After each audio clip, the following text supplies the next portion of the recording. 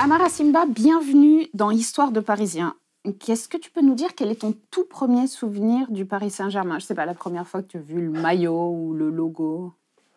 Mon premier souvenir du Paris Saint-Germain? Waouh! Je crois que je jouais à Versailles. Mhm. Je n'étais pas encore au PSG, donc je regardais ces matchs-là. Donc ça, c'est puisque je suis de la région. Mhm. J'étais sur 78, j'habite à Plaisir. Et ça, c'est mes premiers souvenirs. Et quand Tu avais quel âge à peu près? ouais, j'ai un parcours un peu atypique. Oui, J'avais on va. 24 ans. Oui. Ouais, 24 ans, même 25 ans. Voilà. C'était quoi le football pour toi quand tu étais jeune? Le football pour moi, c'est s'amuser avec des potes. C'est ce qu'on faisait en Afrique, comme j'ai grandi là-bas. Donc déjà, bon, on venait me chercher pour jouer. J'étais un bon élément, je peux le dire. On vient toujours les chercher, ceux-là. Et après, effectivement, moi j'avais le jeu de la rue. Et en Guinée, j'avais une équipe qui avait vraiment marqué l'histoire aussi d'Afrique là-bas. C'était le Afia. Et donc ça reste dans ma tête parce qu'il y avait des ballons d'or dedans. Tu as quitté l'Afrique à 20 ans et tu quittes l'Afrique, mais pas en tant que joueur pro. Non. Je quitte l'Afrique pour venir rejoindre mon père ici, qui était un ancien combattant. Et c'était pour faire mon service militaire aussi. Oui. Donc j'arrive ici à l'âge de 20 ans. Après, je fais un an de service militaire. Et après, je joue en amateur pendant 4 ans. Et tu arrives au Paris Saint-Germain en tant que stagiaire pro du centre de formation. Pourquoi le PSG? Comment est-ce que tu arrives au centre de formation à un âge où normalement on n'est plus au centre de formation? Déjà, ouais, ça c'est à l'époque, ouais, on pouvait encore. Ma venue au PSG, c'est dû à vraiment un petit hasard, on va dire ça. Parce que j'ai joué à Versailles. J'avais commencé à Oudan d'abord, 2 ans, amateur. Après, je suis passé à Versailles 2 ans.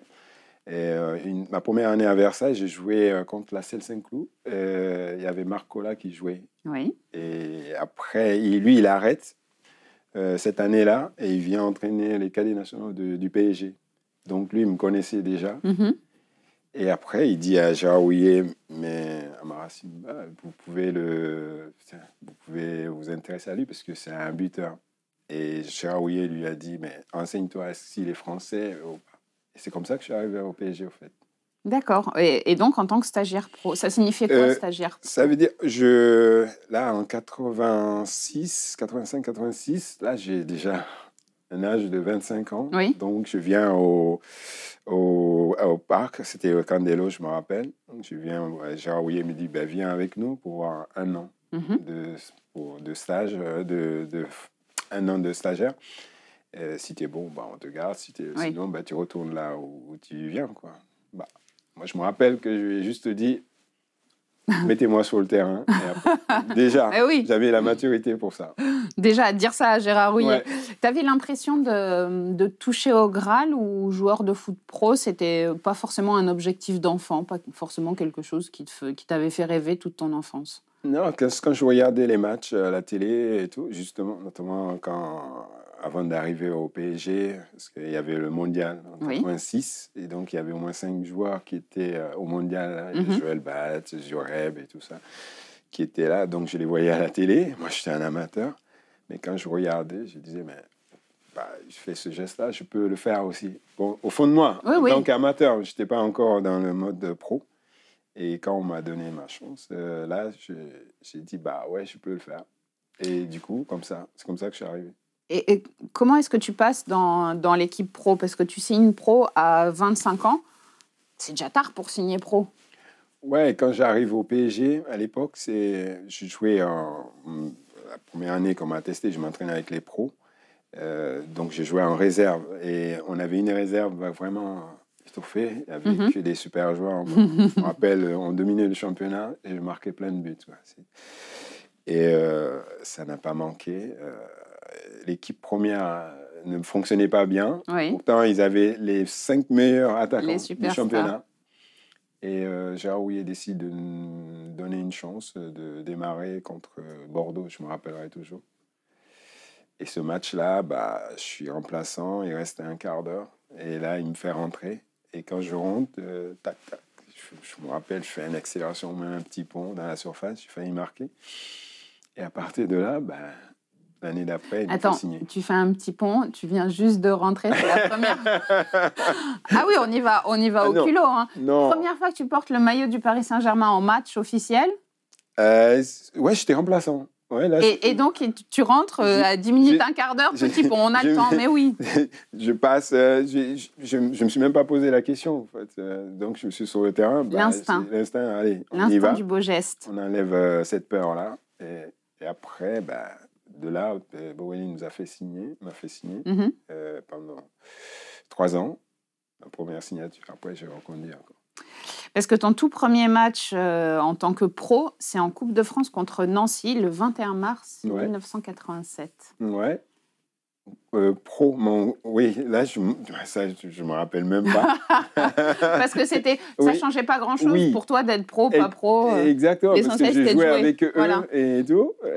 Par contre, je me rappelle mon premier but en pro. Oui, ça c'est quelque chose que je peux dire après. Ah, mais je t'en prie. Oui, raconte-nous, puisque c'est un souvenir non, capital. En coupe, j'ai joué, mais ce qui m'a vraiment marqué, c'est mon premier match titulaire au Parc des Princes, et face à l'OM, forcément. Et je marque du pied gauche. Je me rappelle même comment ça s'est passé. C'est Pierre Renaud qui me lance en profondeur sur le côté gauche. Et là, je frappe tir croisé sur Antoine Bell. Ça fait poteau rentrant. Et du coup, ça faisait une série de, je ne sais pas combien de matchs, on ne gagnait pas ici. Ça faisait 1 mois ou 2 mois qu'on ne marquait pas de but. Et là, c'était une fierté. Bon, on a fait quand même match nul. Mais ça permet d'entrer dans la légende quand même. Quand on est un joueur du Paris Saint-Germain, premier but avec ce maillot dans un classico, ça permet d'avoir une place particulière dans le cœur des supporters, non? Ah oui, là j'ai commencé direct. Et c'était en plus face à la grosse équipe de l'OM. Tu nous as parlé de Gérard Rouillet qui avait été un des premiers à te voir jouer avec ce maillot du Paris Saint-Germain. Tu avais quel genre de relation avec lui? On avait tous... il venait d'être quand même champion de France. Et après, quand je démarre, effectivement, moi, quand j'arrive, cette saison-là, après être champion, c'était un peu compliqué parce que on ne gagnait pas, on avait une difficulté, quoi. Je crois même qu'après, c'est Montbers qui prend à un moment donné. C'est comme ça que je joue, au fait. Tu étais encore un remplaçant pour Gérard Rouillet et Montbers. Ouais, c'est normal aussi. Je venais de Versailles. Il avait... Je rappelle que tu avais beau avoir 25 ou 26 ans, tu n'avais qu'1 an de... Oui, voilà. Et en face de moi, à côté de moi, il y avait Dominique Rocheteau, Jules Bocandé, Vaïda Lilosi. Ils sont tous champions, meilleurs buteurs du championnat. Moi, j'arrive de Versailles. Tu as quand même un petit peu de mal à t'imposer cette saison. C'est le passage à la vie professionnelle qui explique le trou d'air. Physiquement, c'est plus difficile? Oui, physiquement, on passe de 2 entraînements à tous les jours et pas le même niveau d'entraînement. Effectivement, l'intensité, le corps, il faut qu'il s'adapte. Donc après, il faut que les adducteurs tous mettent en place l'hiver. Et on rentre vraiment dans la vie pro, où on apprend à gérer la récup et l'effort. Effectivement, je m'adapte, mais je m'adapte bien, parce que à chaque fois qu'on faisait appel à moi, je pense que j'ai 45 minutes quand même qui sont là. Et là, je me faisais voir. Et j'ai lu qu'on te reprochait quelque chose qui est un peu étrange à reprocher, mais d'être trop gentil, d'être pas assez tricheur, pas assez dur. Moi, je pensais... C'est plutôt une qualité de ne pas être tricheur. Hein. Ouais, moi je pensais que pour moi, je peux passer sans tricher. Donc, ça me sert à quoi de tricher, quoi, en fait. Donc, c'est ça. Vous êtes 15e à la fin de la saison. 15e pour le Paris Saint-Germain, c'est compliqué quand même. À vivre, je ne sais pas, avec les supporters, avec les attentes du club. Ouais, la première année, c'était 15e avec Paris Saint-Germain, mais nous, ça nous a permis de nous... On est en 87-88. De nous faire voir quand même qu'il y avait un peu... Un potentiel. Effectivement, la réserve où j'étais, ils ont quasi tous été pro, en fait. Enfin, ils ont joué en première division, Oui. quoi, en fait. Ouais. Et du coup... C'était un beau vivier à l'époque. Ouais. Et du coup, on a côtoyé. Moi, je me rappelle, je reviens de Versailles. Mes premiers contacts avec les pros, c'était... J'arrive sur le parking, donc tu vois... Porsche, tu vois. J'arrive à pied, donc tu vois Dominique Rocheteau, tu les voyais à la télé. C'est quand même... et là, on ne peut que progresser. En fait. Et c'est intéressant parce qu'on a l'impression que tu as une approche... Alors oui, c'était des stars que tu voyais à la télé, mais finalement, une fois que chacun enfile son maillot et ses crampons, on part, pas à égalité, mais chacun ses qualités. Ouais, parce que quand j'arrive quand même à ce niveau-là, j'atteins quand même une certaine maturité. J'ai 25 ans. Ah oui, du fait de l'âge. Donc je peux... Genre, je maîtrise un peu T'es la pas peur. fan, en fait. Oui, moi, je suis pas fan. Je dis, bon, je vais montrer ce que je sais faire. Et comme j'avais pas de complexe de ce côté-là, donc ça m'a beaucoup aidé. Et dès qu'on te voit dans ce registre-là, on dit, bah tiens, on peut composer avec lui, quoi. Et c'est comme ça que c'est passé. Pour la saison 88-89, c'est Tomislav Ivic qui arrive. Ouais. Et là, tu joues pas beaucoup. Oui.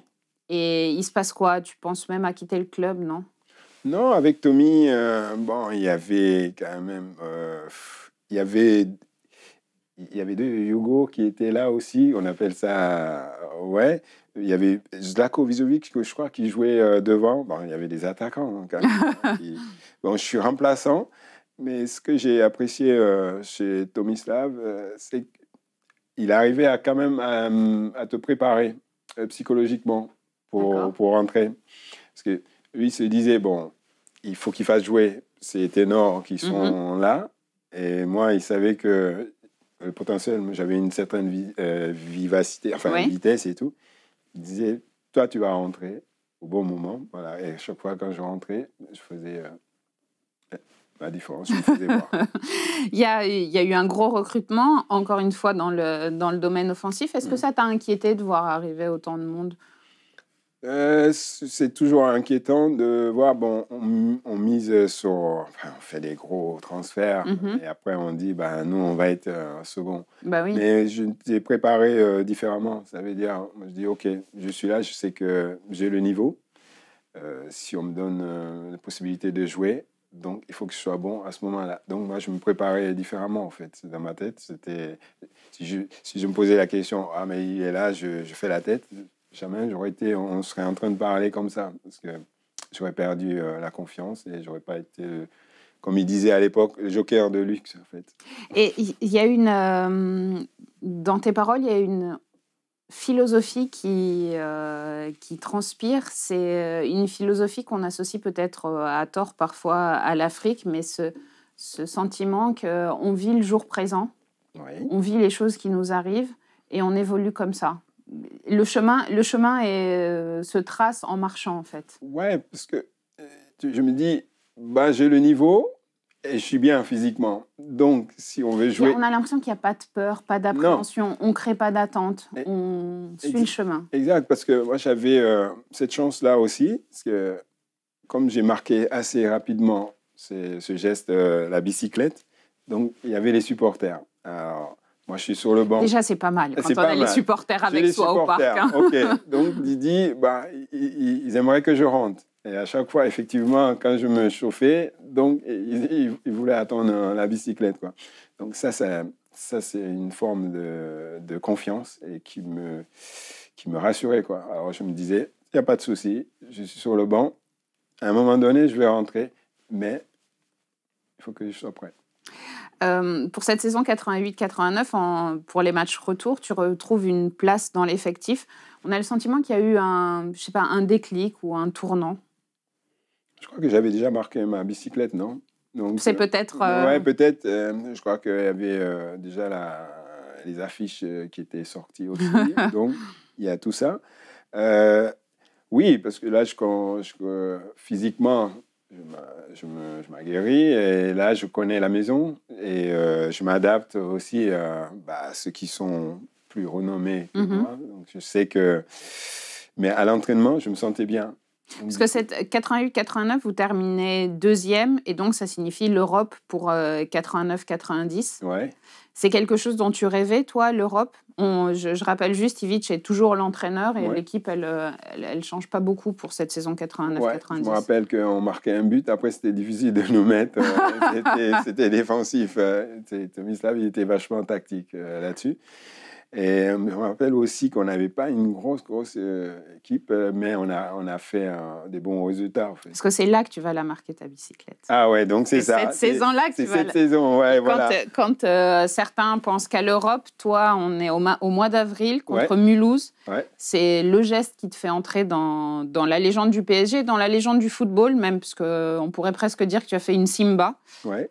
Tu rentres à 13 minutes de la fin. Est-ce que tu peux nous raconter après ce qui se passe? Ah bah ça, on ne peut pas l'oublier. Parce que c'est le moment qui m'a encore aussi marqué. Parce que c'est ce que je disais avant. Il faut être prêt au moment où on te donne ta chance d'être sur le terrain. Je suis remplaçant, il reste 13 minutes. Donc on me dit de rentrer un match fermé où il n'y a pas de but. Donc, j'avais le numéro 13, personne ne voulait le prendre. Je l'ai pris, par superstition.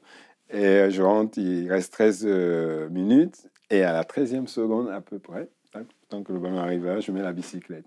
Donc, c'est une histoire de 13, en fait. C'est une histoire de 13. Voilà. Pas du tout de superstition là-dedans. Non, pas du tout, non. Bah, à partir du moment que ça fonctionne et que tu marques et on gagne sur ce coup-là, là, ça part... Est-ce que tu réalises tout de suite que c'est un geste extraordinaire qui rentre dans l'histoire? Le geste est super, mais je ne suis pas surpris parce que j'avais un jeu vachement spectaculaire. Parce que même un amateur, je rattrapais des ballons difficilement. Même à Ouda, on m'appelait l'araignée sur le terrain. Donc, je n'étais pas trop surpris. Mais le fait de le mettre en première division... c'est autre chose. Là, c'est autre chose. Et là, en plus... Parce que quand je marque cette bicyclette, c'est l'année où TF1, ils ont décidé de mettre le top but. Oui. Voilà. Ça tombait bien. Ça tombait bien. Et là, je pars sur ça, je gagne le trophée avec ça. Ben, j'imagine, plus beau que ça va être compliqué. Ouais. Et ça crée une relation particulière avec le parc. Alors, on a déjà parlé de ton premier but qui était contre l'Olympique de Marseille. Et cette bicyclette, le rapport que tu as avec les supporters, c'est quoi ? C'est une histoire d'amour? C'est une histoire d'amour instinctive parce que je les ai surpris aussi en même temps. Bon. Oui, parce que j'imagine qu'ils ne s'attendaient pas. Non, c'est vrai, on peut marquer 5 buts, 10 buts. OK, c'est des buts, on est content sur le moment. Mais un geste qui change tout, ça a une autre forme de réaction. Et en plus, on ne s'y attend pas. Et c'est à la dernière seconde, tac, là, tout le monde est surpris. Et ce geste-là arrive au bon moment, parce qu'il y avait le trophée des plus beaux buts. Et derrière, après, PSG fait la campagne d'abonnement sur cette affiche-là. Enfin, cette affiche, non, parce qu'il fallait la refaire, parce que comme j'avais été trop vite... C'était trop vite pour les photographes. Ouais. Et donc, vous avez refait cette bicyclette? Le geste à l'identique? Oui, j'étais obligé de retourner au camp des loges. D'accord. Le geste... le geste, la campagne. Oui. Le geste, j'étais obligé de retourner au camp des loges.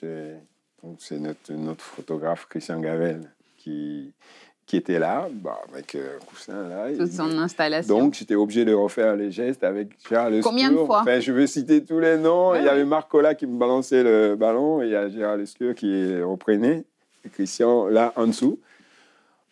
Mais tous les gestes étaient réussis, quoi. Ça dépendait du photographe, la photo qu'il voulait mettre. En fait. D'accord. Il s'en rappelle, il peut témoigner. Et combien de fois tu l'as fait alors?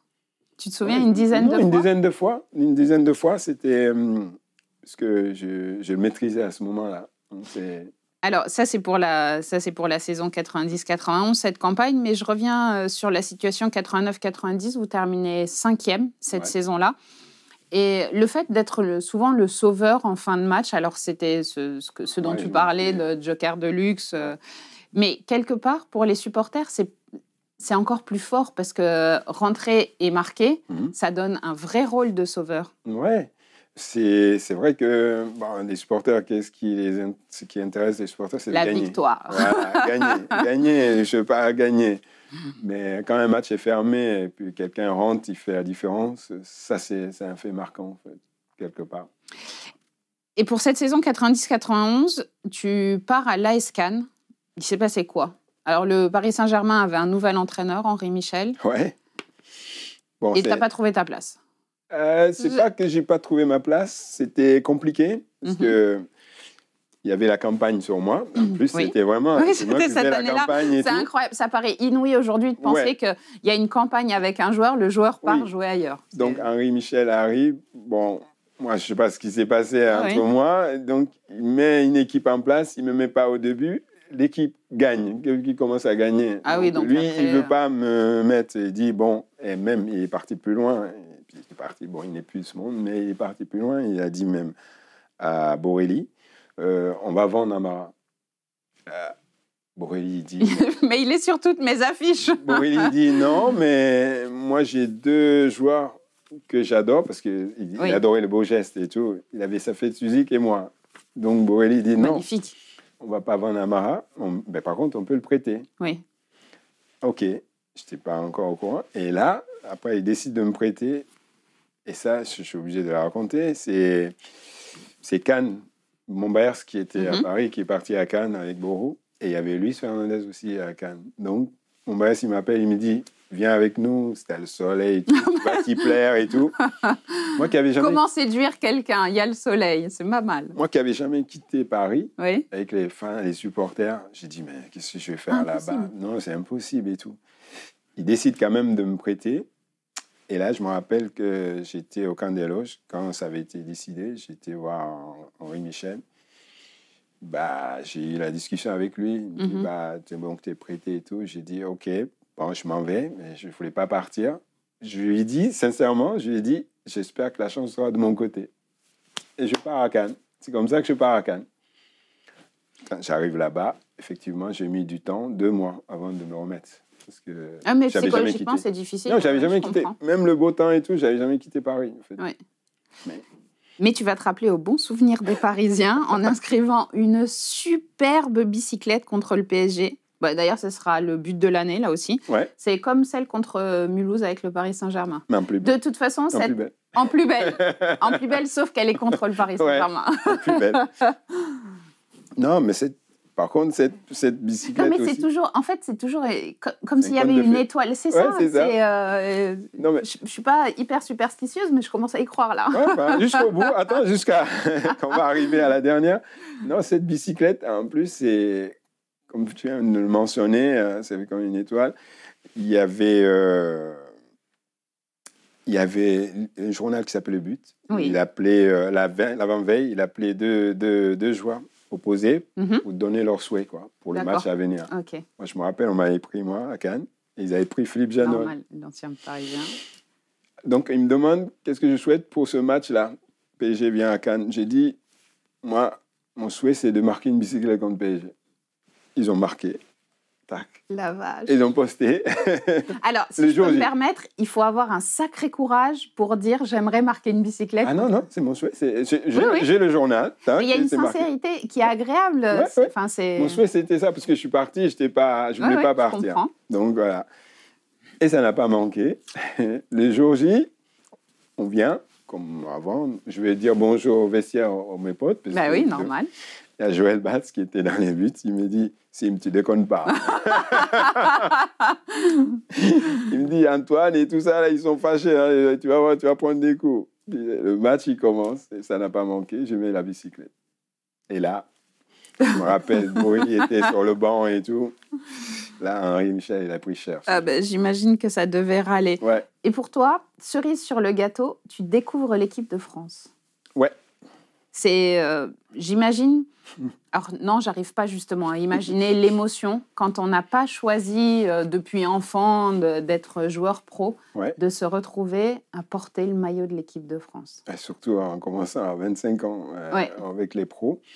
Oui, c'est ce que je disais. Donc,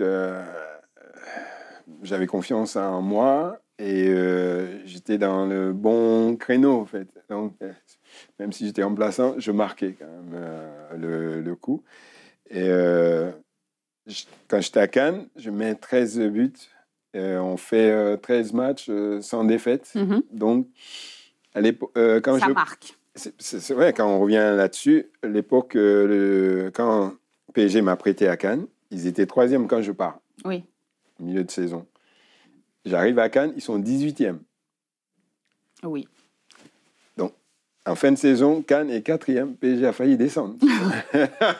Alors, j'aurais tendance maintenant à penser qu'il vaut mieux t'avoir dans l'équipe. Non, mais ça, c'est la réalité. Donc, tu es un porte-bonheur. Non, mais ça, c'est... Oui, ce sont les chiffres. Voilà, ce sont les chiffres. Et c'est cette émotion de l'équipe de France, est-ce que tu as des souvenirs particuliers Oui, l'équipe de France, comme j'étais à Cannes, j'ai marqué l'esprit des gens parce que j'ai mis les bicyclettes. Après, c'est Canal qui vient à Paris, qui reprend. Denisot, c'est le début. Ils disent non, il faut que tu reviennes à Paris. Mais je m'arrête une seconde sur l'équipe de France. C'est comme ça que je suis rentré en équipe de France, au fait.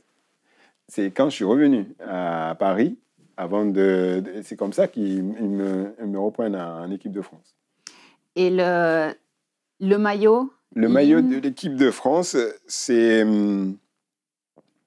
quelque chose encore qui sort de l'ordinaire. Je crois que c'est... qui est-ce qui est blessé? C'est mon premier match en Pologne. Donc, je joue avec Papin. C'est Cantona qui est blessé, comme je venais de faire une bonne saison. On m'appelle. Je n'étais pas convoqué du tout. On m'appelle à la dernière minute. Mais c'est incroyable, toutes ces histoires. On m'appelle à la dernière minute. Il y a une étoile qui te suit. Donc, on m'appelle à la dernière minute. Kanto, il est blessé. Donc, voilà, c'est toi qui viens. Voilà. OK. Tu es convoqué.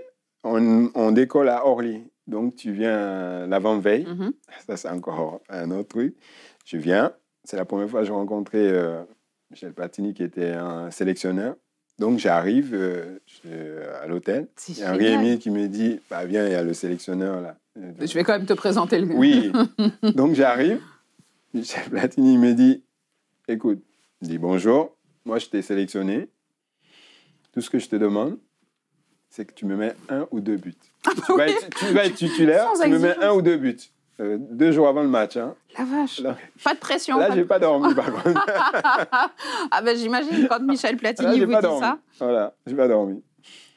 Et ça n'a pas manqué, j'ai marqué quand même. C'est inouï. En Pologne. Donc, c'était mon premier match en Pologne. J'avais quoi en 92? J'avais 31 ans. Voilà.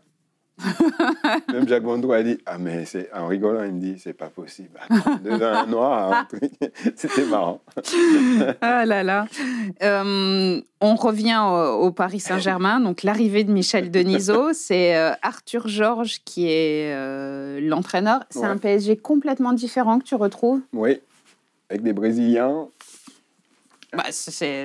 J'imagine que pour quelqu'un qui aime les beaux gestes, ça ne devait pas te déplaire.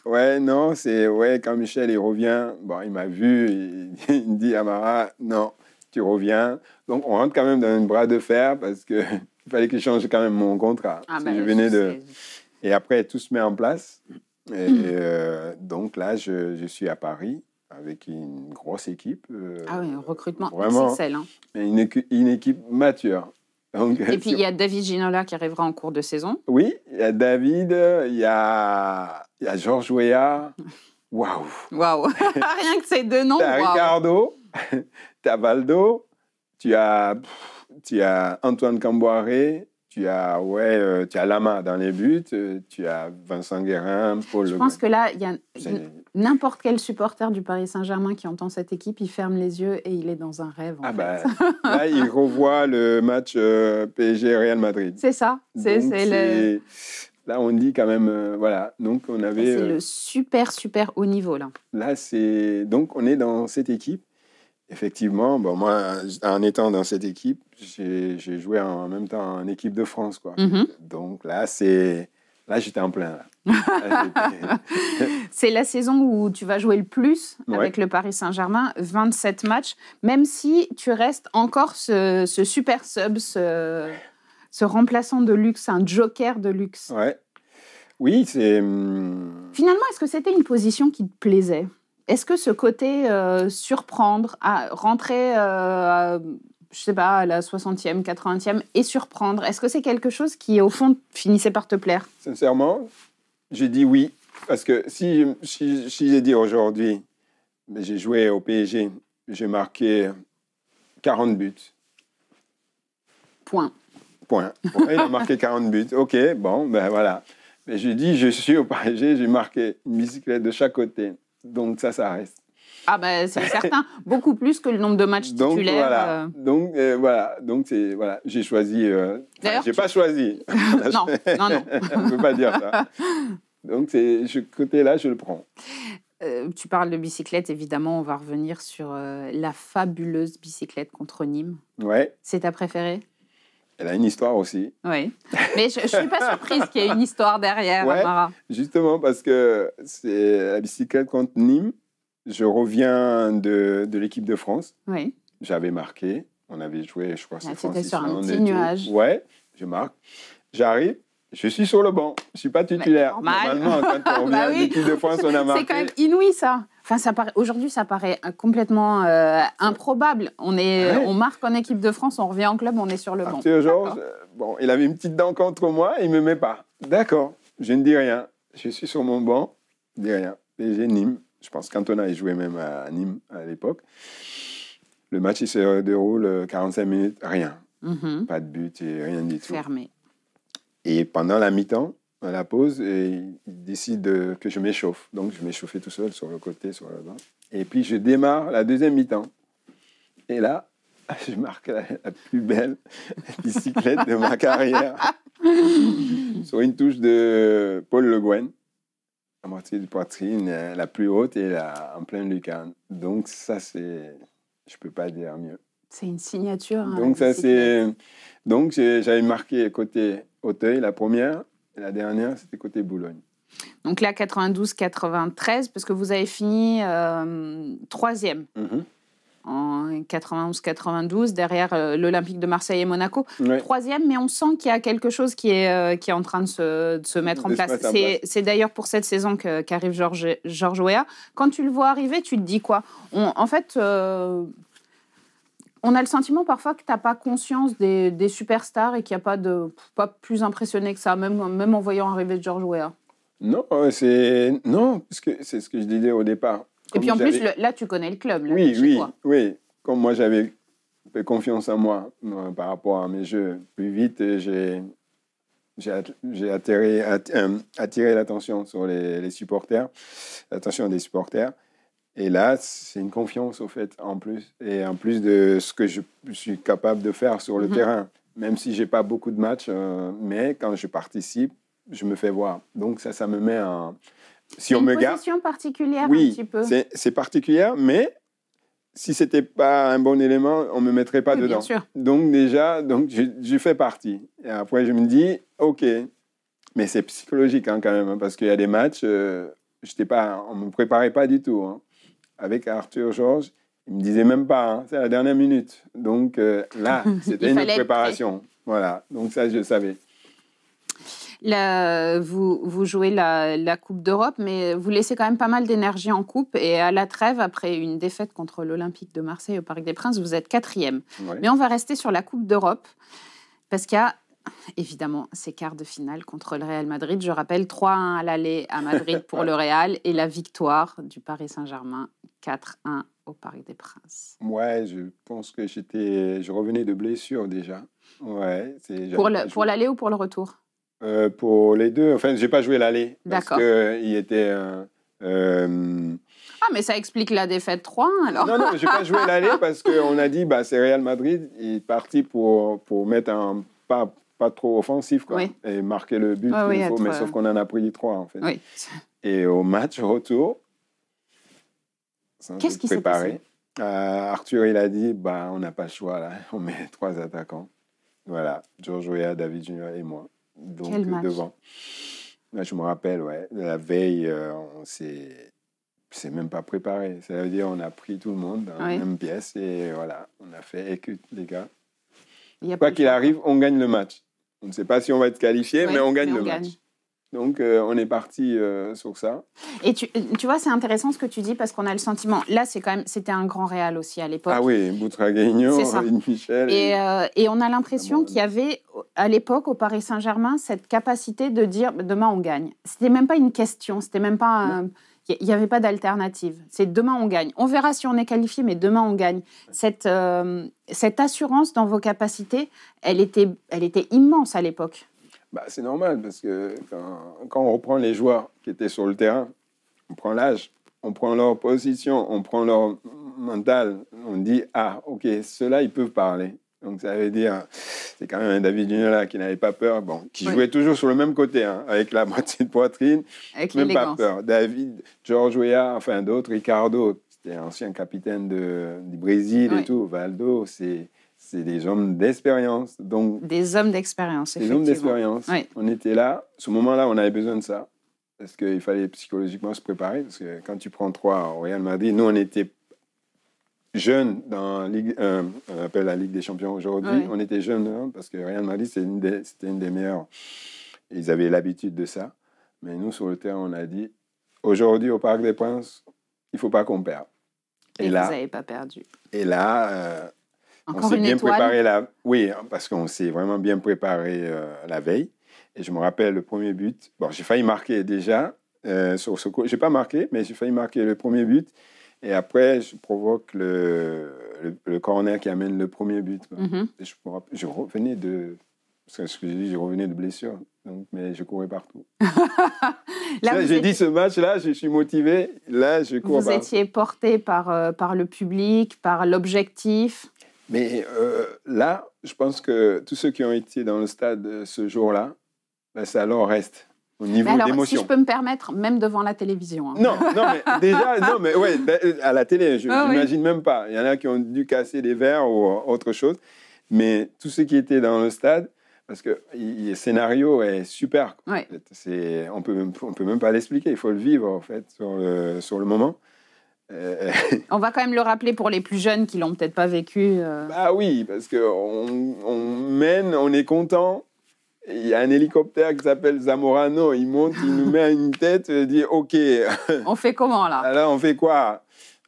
Là, on revient sur la motivation. On dit OK, nous on lèche le mental là, parce que normalement là tu baisses. Hein. Tu dis il faut que tu remettes encore combien. Donc là, on lâche pas jusque dans les arrêts de jeu. Jusque justement dans les arrêts de jeu, on raconte peut-être la fin, comment ça s'est terminé. À la fin, c'est voilà, dans les arrêts de jeu, mouvement, coup franc, et puis voilà, Antoine Camboiré, il arrive. Bon, c'était pas la première fois, hein, parce qu'il nous avait sauvé déjà l'avant. Et si on prend les deux scénarios, l'avant c'était Anderlecht où je sais pas un truc, il met un casque d'or, il devait pas jouer, il était remplaçant, il rentre. Il y a quand même une bonne étoile pour certains remplaçants. Ouais. Et là, pour le Real Madrid, il ne devait pas jouer. Oui. Parce que c'est Alain Roche qui est suspendu au pas. Et c'est Antoine qui est titulaire. Et c'est celui qui nous sauve la baraque. Et qui est... Comment on veut expliquer ça ? Impossible. C'est des sentiments incroyables à vivre. Alors, on pense à ce match-là. Et pour toi, le match le plus marquant au parc, c'est celui-ci ou il y en a d'autres ? En émotion, celui-ci, il est pas mal. Hein. Faire mieux, c'est compliqué. Ouais, celui-ci, il est... Ouais, parce que là, c'est Real Madrid. Il y a eu des buts, il y a eu de l'émotion. À la dernière seconde, ça te fait qualifier. Celui-là, c'est une saveur particulière. Il y a celui-là et mon premier match au Parc des Princes. Parce que le premier, c'est toujours important. Oui. Le premier, tu marques. Ça, on ne peut pas l'oublier. J'en ai plusieurs bonnes, hein, et ma bicyclette quand même. Oui, la quand même. Hein. Même avec l'équipe de France, on a joué au Parc des Princes contre Islande. J'ai mis un ciseau aussi. Oui, pas mal. Excusez-moi. Hein. Oui, voilà. Et une passe d'un ancien coéquipier aussi, Christian Pérez. D'accord, mais alors, quitte à mettre des buts, autant mettre des beaux buts, je suis tout à fait d'accord. Cette année-là, vous allez remporter la Coupe de France contre Nantes. Toi, ton dernier match avec le Paris Saint-Germain, c'est la demi-finale contre Laval. Oula. Ouais. Ah oui, Ah je bon? suis allée déterrer les souvenirs.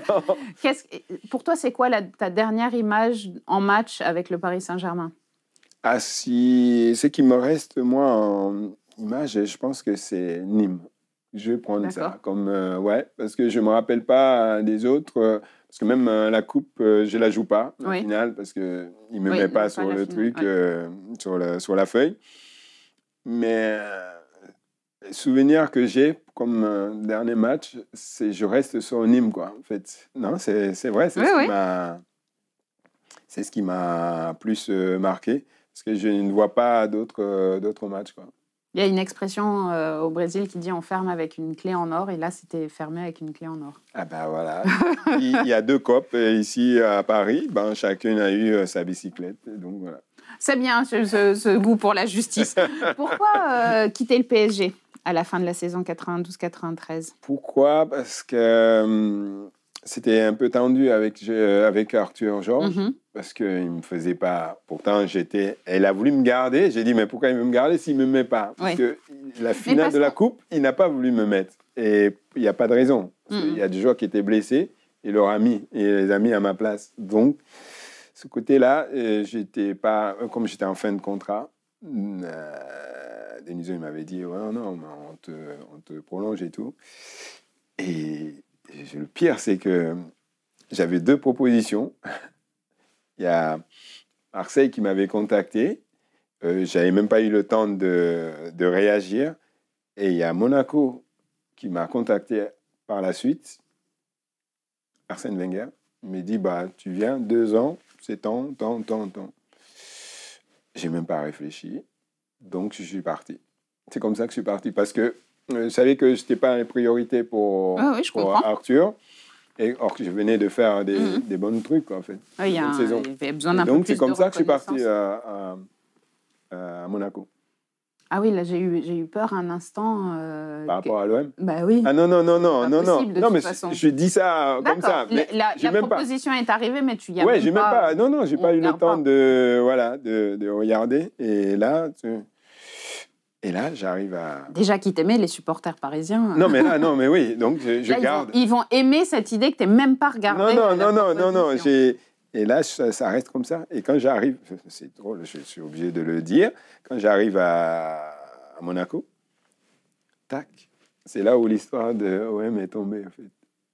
Ils sont rétrogradés et c'est Monaco qui prend leur place parce que PSG ne voulait pas prendre, prendre la place de... Donc après, je joue la Ligue des Champions avec Monaco là-bas aussi.